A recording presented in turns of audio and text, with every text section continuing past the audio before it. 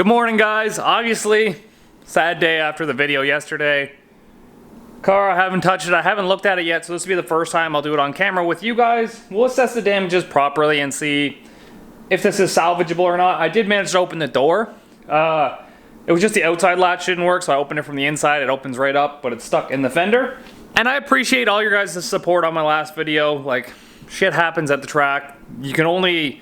You can't change the past, so you can only move on forward. And so it's going to be a little bit extra work to get before we get this car back to the track, if it's this car, but like my own personal car. But it gives us an opportunity to get Tokyo to the track. He deserves it. So we'll prep the Malibu and hopefully get that up to a rental soon and see what that can do and see the smile on his face, because honestly, that guy's pit crewed so much for me and held the camera and video for me that he totally deserves it. So it'll be Tokyo's turn next. We're gonna start tearing into this. I might get like a little emotional about it. It's just a car, but it sucks to see it happen. So the first thing I noticed was this is buckled over, which was probably why our turbo wasn't spinning, because this mount and the turbo flange was like twisting on the turbo. So this can be remedied, this part right here, by tubing the front of the car, which is probably not a bad idea anyways if we have a race car. This fender is obviously ripped out of the holes here. The seat on the inside, I don't know why it looks super crooked. I don't know if it's at the frame that it buckled in the middle of the floor here or something, but the seat does seem to be twisted up. So I don't know if the chassis push in this way and move the seat up. The door doesn't open because the fender there. The scuff on the door seems pretty minimal here.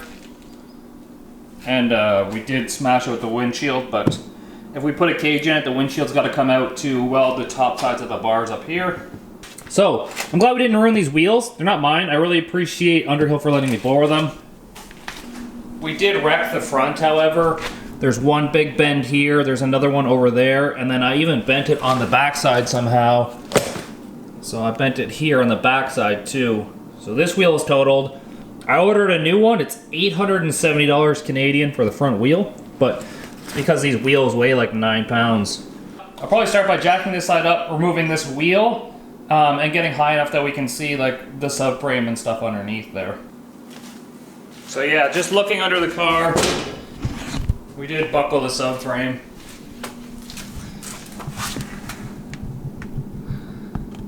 You can see the transmission mount there is all twisted up sideways.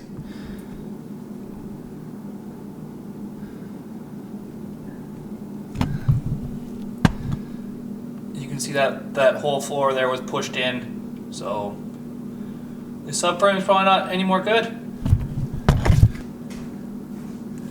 Yeah, you can see it definitely buckled right there. Right here, it buckled backwards this way. So that one's a little bit hard to swallow. I thought it might have been salvageable and we just tubed the front and straightened the frame rail in the front a little bit, but it looks like the K-member got pushed right here, which pushed on the subframe, and then it buckled up because you can see this seat right here kind of tilted outward, so like the whole middle of the car buckled in this way. And it's probably just not worth it to salvage this car. So here's the K-member. This pipe is supposed to be straight. It's buckled in right here. This subframe bolts to the chassis right there, and that looks like it's twisted up as well. So yeah, that's twisted up because this mount is supposed to be flat right here like the other side over there. I really hope I didn't ruin like my engine and my trans here by hitting it, because it looks like some shit might be twisted up in there maybe. Oh yeah, the engine and trans looks like it's... These were supposed to be level with each other, so we might have broke something off in there too. If you can look right above the starter there, the engine block's got a crack in it. Don't know if you can see it on the video, but right along right there, that's all cracked.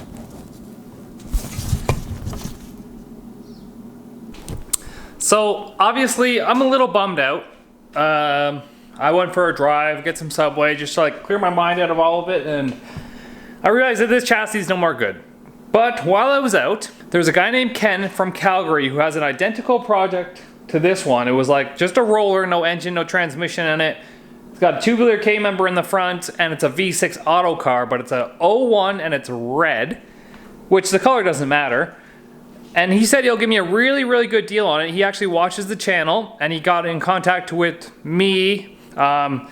His sister works with me and Kent, and she got my number from Kent, so he ended up calling me, and we ended up talking it out. He sent me some photos, and I think that's what we're gonna do. We're gonna get another roller, and I appreciate it so much, especially people watch the channel, and then we can put that roller to work. So it'll be awesome. So I think we start tearing down what we can off this car: shocks, suspension, engine, trans. See what we can do with it all, and send this one off to the wreckers, I guess.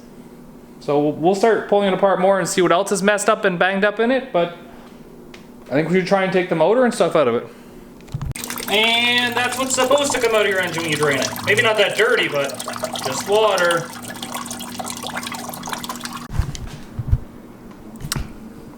Alright, ladies and gentlemen, it's been a couple of days since I first attempted to pull this apart. I've kind of got over the crashing portion of it, and now we're on to the moving on stage. So, I did pick up an engine hoist. We're going to get the engine and trans out today and figure out what kind of damage is done to those. But first, let's have a chat about our new car that we're potentially going to get. So, I'm going to close the door and sit down because I'm lazy and fat. Okay, am I set up here? Testing, 1, 2. Alright, so, as most of you have seen if you follow my Instagram or my YouTube stories, this car right here, it's a 95 Ford Mustang that my friend had owned. He got rid of it. He bought a new Edge with a 25 3-cage in it because he wants to go faster. So, here's some things that are included in this car that might potentially be worth it. And before we get into it, the starting price is $13,000 Canadian, which is pretty hefty considering I could pick up another one of these new Edge bodies for like $1,000.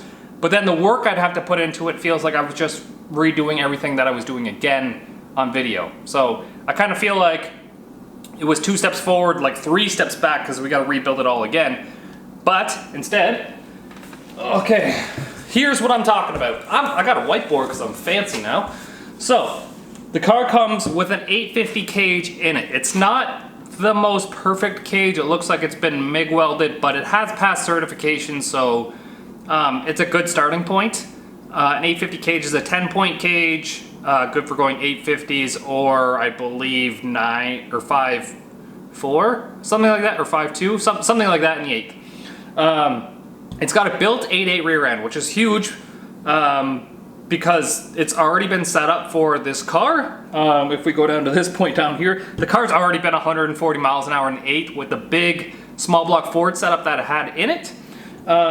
It's got rear beadlock wheels, like 12-inch wide wheels for 275. This car was built for 275s, so it's got front skinnies. It's also got a Holley HP ECU in it. Now I'm already running a Holley HP. This would be another Holley HP. The only downside is it was wired up for a small block Ford, so we have to buy the harness for an LS. Unless we build a small block Ford, which is really expensive, but depending on how the merch store or Virginia's OnlyFans goes, I guess we could get into a small block Ford. If you guys really want to push me to be into a Ford motor, make sure you check out either of those 2 things, because otherwise we're staying with our LS motor. It has 2 Kirky seats in it, so the aluminum seats are already mounted.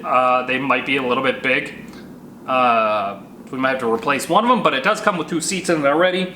It's got an air-to-water intercooler setup complete in it. So it's up underneath the dash, so we might have to go through the firewall with the turbo system and then back out through the firewall with the turbo system, but it does come with an air-to-water intercooler, the chest, and the pump, which is pretty big money if you actually look into it. Mosquitoes biting me. It's got rear Menser shocks, so if you go to the Menser website and you look up shocks for an X275 car, they're like $1,400 US. So that's a $2,000 set of shocks here. It's got a removable steering wheel in it. It comes with the CO2 bottle onboard boost. So boost control by CO2, which means you can run anywhere between like 5 pounds all the way up to 85 pounds on the same wastegate spring. And then it said it's already been 140 miles an hour. It also comes with a shifter, I forgot about that. But here's the big thing. If we get this, then the build 8.8 that's in this car, the Holley HP that's in this car, the rear shocks, the front shocks, all that stuff can go into Virginia's Fox. It bolts right in, it's all like the same underside of the chassis. So there's $4,000 or $5,000 worth of parts right there that immediately can go into Virginia's car. And now, this stuff, like building an 850 cage, which I would have had to do with another chassis anyways, I can always do it in the Fox, on the Fox build. So it's not like we're missing out on a bunch because we're starting with a blank car on the Fox. We would have had to start with a blank car on this one, so if we get into a car already on this one, we get racing faster, and we get to build the Fox on the side with Virginia, because that's her little baby project there where she wants to go fast, and we're going to do that together. So that's just my ideas here. Let me know what you guys think about it. I know you guys have, for the majority, have been behind me on it, on getting that one. Like I said, it's a big chunk of change for a small little YouTube guy like me. And I mean, I appreciate all the help. I don't really have a way for anybody to help yet because I don't have the merch store open. And I've had a couple people contact me and were like, man, just do a GoFundMe, but that just seems like super, super wrong.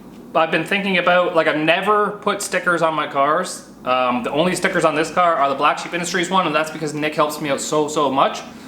I'm thinking about maybe trying to get some sponsors on board for the new car, the new build, where I'll just get some stickers and advertising space. And there's a couple companies that I think I'm just going to put on there because they've helped out without me even asking. Like, Milron's helped out, and Black Sheep's always helped out, and Brian Tooley Racing's been huge. So a couple of those people I think I'm just going to put on the new car just because I'm appreciative of them, and if I get a faster car, it'd be nice that they get some recognition for being a little bit faster instead of Shipbox Mustang. So with all that said and done, the merch store probably the next week or two. I can't really check the mail because Virginia took the mail key with her. She went to Edmonton. So yeah, thanks for that. Because I'm waiting for our test items to come in before we actually start the store. I don't want anything to go out with that shit, so if something comes in and it looks a little weird, we can revise it and order another one, and then make sure it's right before we put out something that sucks. So let's start disassembling this thing and get the motor out of it. Also, pro tip, I had the door open so the mosquitoes are getting me. So if you just put a fan like in your path of travel here, they won't bite you because they don't like air. I mean moving air. Mosquitoes.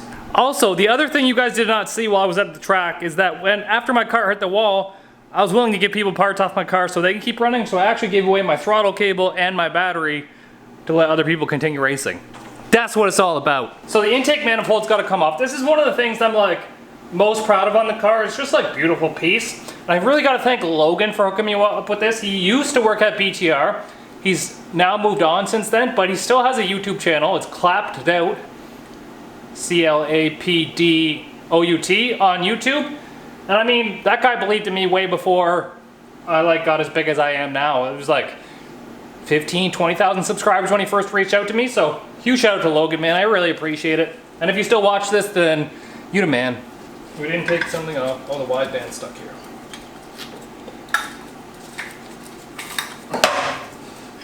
Beautiful, beautiful piece. Well, here's my transmission drain plug. That doesn't look promising as well. Now I think a pulley engine, we're just going to cut this rad support out right here so we can, instead of like coming up and over it, we're just going to go through it. So it involves cutting this bracket off, bending this down, these two, and then right there.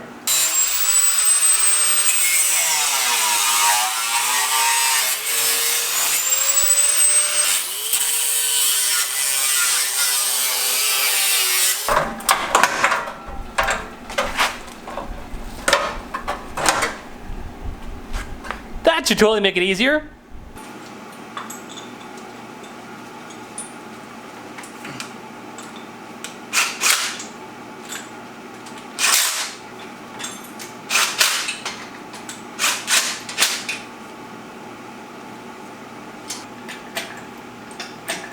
That was the drive shaft that fell out.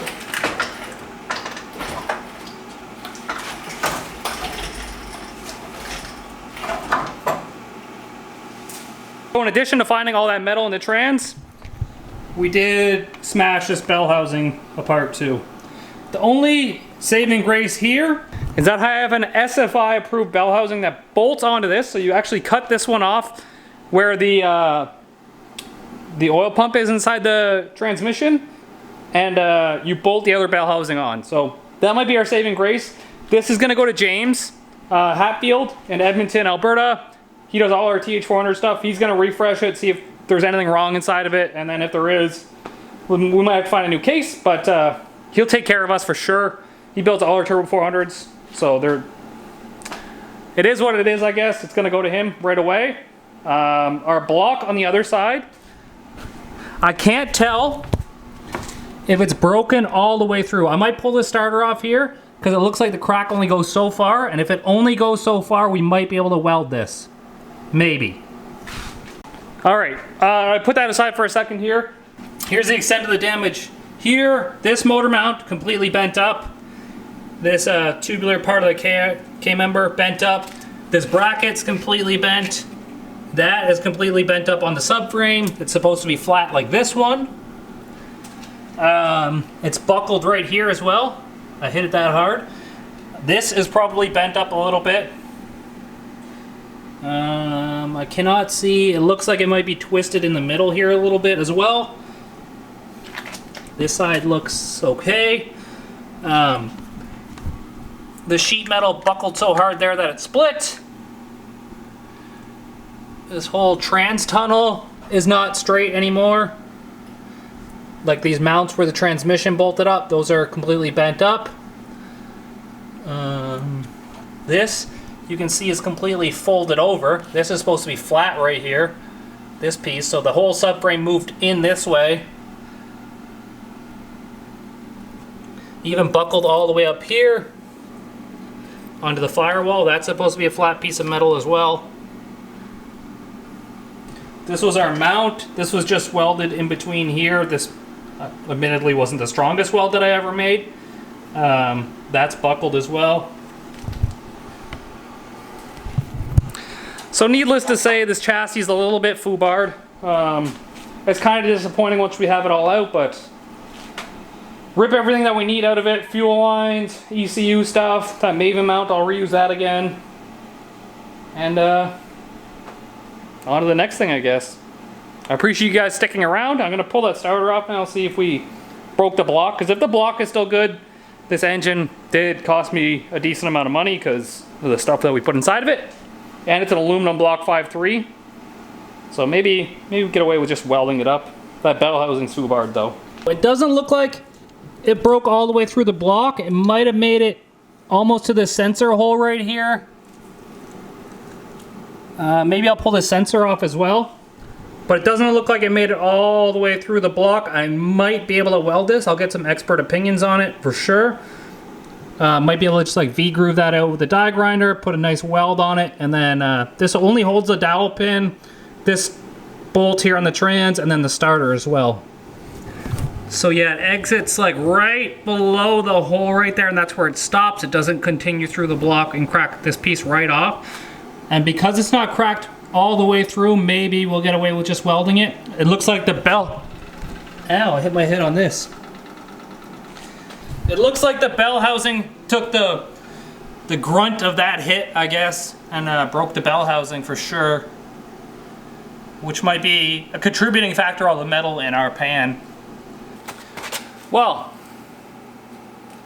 I guess that's the extent of our damage in full. Engine might be able to be reused. Some of the trans internals is still going to be built. We got to get another chassis. There's definitely more costs associated with that other chassis because it's going to have to be a motor plate and a mid plate now. We're going to have to get a water pump, small stuff like that. I mean, I'm trying, guys. I'm trying to be an awesome YouTuber, and I appreciate all you guys do for me. So if you guys don't mind, just drop like a sub. It totally helps out.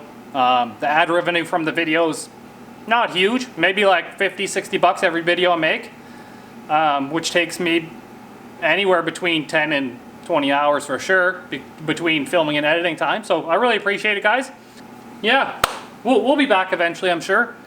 I don't know when it's gonna be, but yeah. And if you guys want to help support, the merch line is coming out soon. And Virginia's OnlyFans is a good way to help contribute, because she's like super loving that. She's like, this is my little evil alien Miss V, and she's just like kind of playing a character and she loves it. So peace easy and get that V.